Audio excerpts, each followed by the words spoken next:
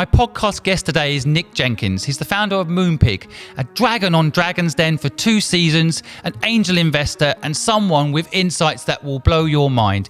Please listen to his podcast today, and if you take the time to listen to his insights, it will help you start and grow your business. I want a co-founder, for example. I know you'd started Moonpig as a single founder. I mean, do you feel like, you know, that was an advantage being a single founder to you, or do you feel like getting into partnerships in the future has been something you've wanted to do? How's that played out for you? There are 2 sides to that. One is that if you go into partnership with somebody, on day one, you surrender 50% of your company.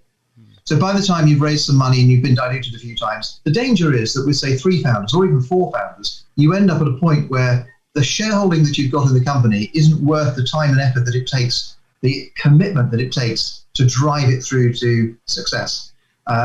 Where I started with 100% of it and then worked my way down. Now, a lot of people say, oh, I needed co-founders because I needed that support. And the way I did it is that I founded it and then I brought in investors who were very supportive. So my investor directors, they came in and they put money in, and that was the reason why they supported it. The difficulty with going in with a co-founder is that it's unlikely that after 5 years that you're both going to have an equal idea of who contributed what to the success of the business. And then you have the awkwardness of who's actually going to lead this business. And I've seen plenty of companies that I've invested in where you have 2 co-founders and you know that one of them is not as good as the other, and you have to have that painful discussion. Those 2 co-founders can't have that discussion between them. So there are places where it's worked. Innocent worked very well, where you had 3 founders who all had, I mean, they all look back and they think actually they wouldn't have done it without that. So it can work, but the advantage of being a sole founder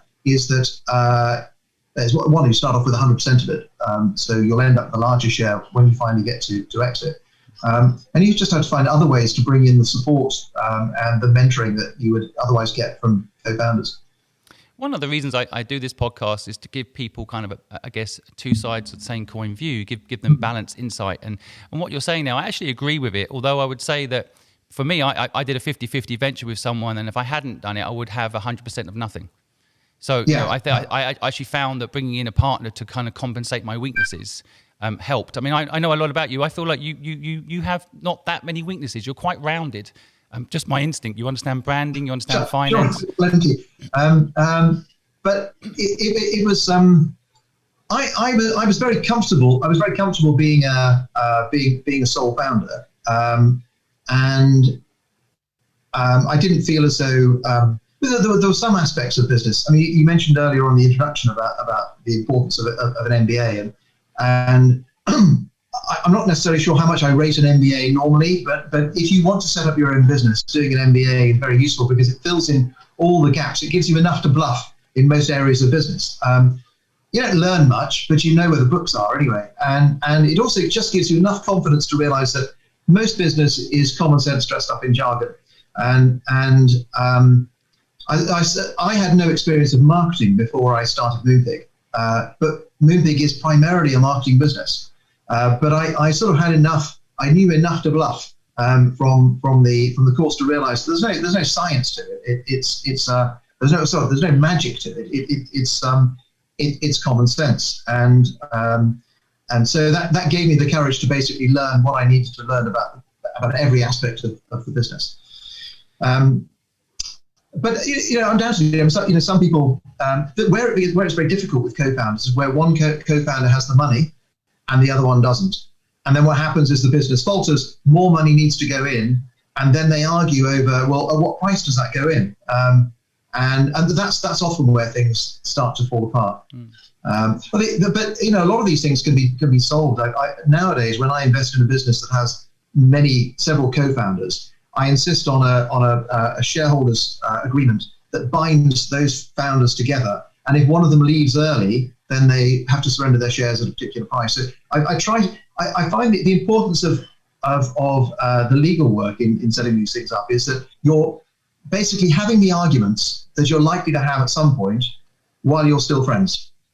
So you're deciding the rules while you're also all still getting on very well and before there's a large amount of money to fight over. And that's why I think actually that these things can work, but you do have to set up the paperwork properly so that You've preempted all the little arguments and spats that you're likely to have. You've talked about how, if someone puts in money, how is that going to be priced, and so on. So, there are ways around it. I think it's on both sides. Such a key point you're highlighting here for people that are looking to start a business or even grow their business. Sometimes that early day structure will hinder you growing. And I couldn't agree more. I mean, I always think, my lawyer says to me, and the reason he's my lawyer is that people will always accept ink. I mean, ultimately, if people want to do bad things and steal from you, they can. And, do you want to then spend lots of money with lawyers going after them? But the legal agreement is really sometimes for the two of you to remember what you've agreed to, right? And definitely, my experience has been is that if you don't put that stuff in writing early, people do forget. Plus later, it's actually when the business works, you have real problems, right? Yeah, and it's so important that even that people forget as well. Memory is not 100%. And there are many cases where I look back at, I think I remember things one way, and I go back in my emails, and I'm quite a meticulous record keeper. I go back into my emails and realize that actually it was totally different. It happened to me only the other day as I was doing my tax return, and I got stung because I realized that I thought an agreement was written one way, and when I actually dug out the agreement, I realized it actually was drafted. It was drafted actually in a different way than we'd originally intended, but what it meant is I had to pay a lot more tax on it. But it's important to write things down and do things because forget. And so often I come across people who say, "Oh, well, I was promised that I would get 15% of the business," and you think, well, that was a verbal promise, but I mean, if you write that down, it would have said 15% at which point? At that point, or at the later point, 15% of the exit, 15% at the beginning.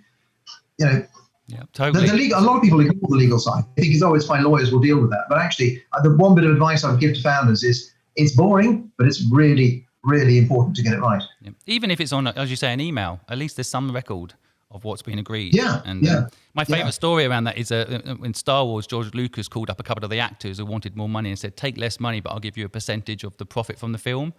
And of course, then the film was a massive success and he changed the percentage. Yeah. And so, but they all joke about it now because they still made a lot of money from it. But it's important. Yeah. And also it saves friendships, doesn't it? Because there's no, well, hold on, George. You told me 2.5% and you only gave me 2%. And people can have fallouts over these things, right? Back to reputation, I guess. Yeah. And so your MBA itself, these things are always quite rounded, but I guess there's also a network there that I actually spoke to someone recently, Stepan Galav. I said his name right. I'm slightly dyslexic. Oh, yeah, Stepan Galav, yeah. Yeah, and he absolutely raves about you, by the way. Literally credits you with making him a success today and your mentorship and support. It was like a Nick Jenkins interview. Who's just basically talking about you for most of it. But I did find it fascinating.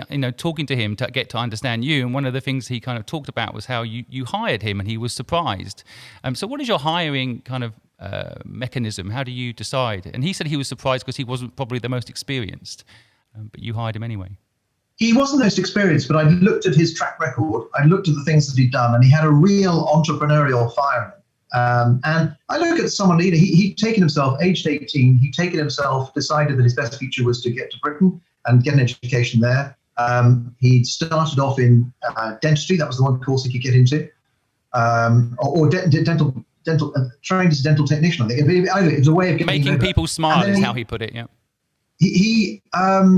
He's very, very, and he fought for that. And I saw how much it must have taken for him to get from where he was to being a very smart, very presentable, got himself earned enough money to get to pay for an MBA course.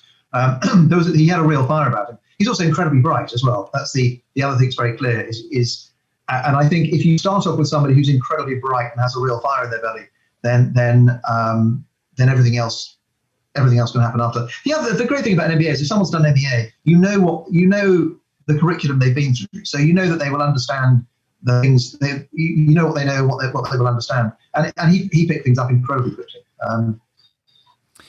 Yeah, it's just so nice to hear that you gave him so much time as well. I mean, it's just I think that's one of the things that I think more successful entrepreneurs could do. It's helping the next generation or helping people up. And like you say, another point I want my listeners to pick up on that you're talking about here, because a lot of my listeners feel this, is that it's not really about the network you have or even the money you have or where you've come from. It's that fire.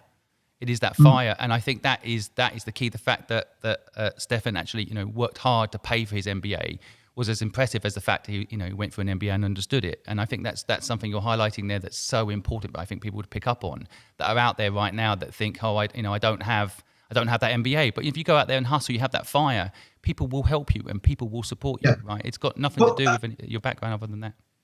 And that's important because if you've got the money, you can pay for an MBA. You will get an MBA. Hardly anybody who ever signs up for an MBA course and pays and buys their ticket doesn't get an MBA. The other thing is there isn't a grade of MBA. It's not you get a first, second, a first, second, two, you get an MBA. So the fact that somebody has an MBA doesn't in a sense say very much to me about whether they're any good. It tells me that they had enough money to go on the MBA. Now, when I discover that in fact they arrived in Britain with nothing and then made enough money to pay for the MBA, that's very different from someone whose parents sent them off to do an MBA. So it's you look for signs that people have fought hard to get to where they are. So but an MBA, I wouldn't. The great thing about MBA, it's a good thing to do if you're going to be an entrepreneur, and if you happen to have the spare time. I wish there was a slightly shorter course. Frankly, you can cram a lot of what you need to be an entrepreneur into 3 months of that. It gives a useful framework. But with that, you also need to have a sort of a commercial instinct, and that's one of the things that I would look for in people: is do they have a commercial instinct? Can they focus in on what really matters? And some people just can't.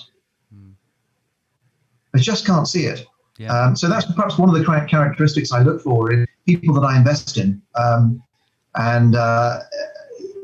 people that I want to come and work for me. Is can they look at a problem and get to the nub of it very, very quickly? Again, I think for the audience picking up, you're talking about a lot of elements there that is just you can't train those things. It's very hard to train those things. You can build on top of them. Once you've got the fire, you can build on top of it. But if you don't have the fire, so it's all about igniting that fire, right? Maybe finding your purpose or finding what you love to do that's going to ignite that fire to make you passionate and make you Yes, I think the one thing that you can't, there's two things. One is the fire to do it, and then the other thing is the risk appetite. And you'll get two people coming out of an MBA course who know as much about business. But if you don't have the risk appetite, you'll probably become a management consultant. You're going to get paid whatever, and you can basically you can comment from the sidelines as a management consultant. As an entrepreneur, you have to take decisions that, in the absence of perfect information, and that's perhaps the most important thing. Is that you're very often looking at things thinking, I've got 70% of the answer, and I'm just going to make a decision. Do I go with A or B? And your success is very much more about. It's not about. It's about the number of decisions that you can take, and provided that most of those decisions are right, and they don't all have to be right. It's just that more have to be right than wrong. But if you don't take any decisions at all, it doesn't matter how bright you are. And that's one of the things I noticed about some of the people on my course on the MBA is that they would look at a problem and they will come up with a beautiful PowerPoint presentation with 6 possible solutions. But what they would never do is say, we don't know, but let's just go with this one. And I'm going to mortgage my house and take a step into the unknown. And some people are comfortable with that and some people are not. Some people like roller coasters, other people don't. So I think that's the bit that is perhaps innate in us and that you will never change. I do think that you can teach someone who has that, you can teach them quite a lot about how to be a more successful entrepreneur. And I would definitely credit my MBA course with, if I look at the way I set up Moonpig, it was probably more successful as a result of the training that I had. But were it not for the type of person that I am, I would never have started it.